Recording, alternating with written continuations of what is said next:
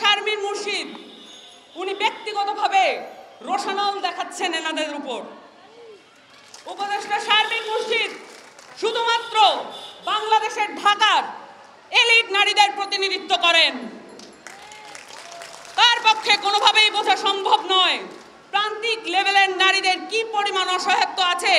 তার পক্ষে কখনোই বোঝা সম্ভব নয় ঝিনাইদহের প্রান্তিক এলাকায় একজন নারী ধর্ষণের শিকার হয়ে সেই বক্তব্য, সেই গল্পটা কার কাছে বলেন। তার পক্ষে এটা কখনোই বোঝা সম্ভব নয়। তারা আমেরিকান এম্বাসি মেনটেন করেন। তাদের শুধুমাত্র ইন্টেনশন হচ্ছে ইন্টারন্যাশনাল ব্লক এবং বাংলাদেশের ঢাকার এলিট নারীদেরকে সন্তুষ্ট রাখা। তাদের কোনো ধরনের প্রচেষ্টা নাই এখানে বাংলাদেশের তথ্য বা প্রকল্পের সহ যত নারীরা এখানে কর্মসংস্থানে আছেন তাদের কি ধরনের সুযোগ সুবিধা প্রয়োজন, তাদের কি কি অসুবিধা হচ্ছে সেগুলা দেখার কোনো প্রয়োজনীয়তা তারা বোধ করেন না। এবং এটা প্রত্যেকটা মন্ত্রণালয়ে আমরা দেখতে পাচ্ছি। আপনারা দেখতে পেয়েছেন এখানে ঐক্যমত কমিশন গঠন করা হয়েছে।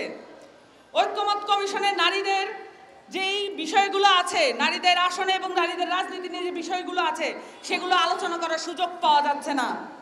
কারণ মাত্র 9টি বিষয়ে তারা একমত হতে পারছেন না। তারা টালবাহানা করছেন এবং বাংলাদেশের সর্বোচ্চ বড় রাজনৈতিক দল নামে পরিচিত যে দলটি বিএনপি তাকে ফ্যাসিলিটেট করছেন ঐক্যমত্য কমিশন। তাদেরকেই শুধুমাত্র মতামত হিসেবে গ্রহণযোগ্য বলে ভাবছেন ঐক্যমত্য কমিশন। সেইভাবে বাংলাদেশের প্রত্যেকটি অঞ্চলে, প্রত্যেকটি স্থানে সরকারি এবং স্থানীয় পর্যায়ে যত সরকারি সুযোগ সুবিধা আছে, যত প্রকল্প আছে, যত অফিস আদালত আছে, সবখানে বৈষম্যের শিকার হচ্ছেন অসংখ্য নারী। আমাদের এই তথ্য আপা প্রকল্পের নারীরা যারা উপস্থিত আছেন তাদেরকে আমি সালাম এবং শ্রদ্ধা জানাই। কারণ তারা যে অসামান্য ধৈর্য দেখিয়েছেন, 34 দিন ধরে অবস্থান করে তারা শুধুমাত্র তাদের নিজেদের বদনাম এবং অপবাদ ঘোচানোর জন্য যে প্রচেষ্টা দেখিয়েছেন এটা অনেক পুরুষের ক্ষেত্রেও সম্ভব হতো না।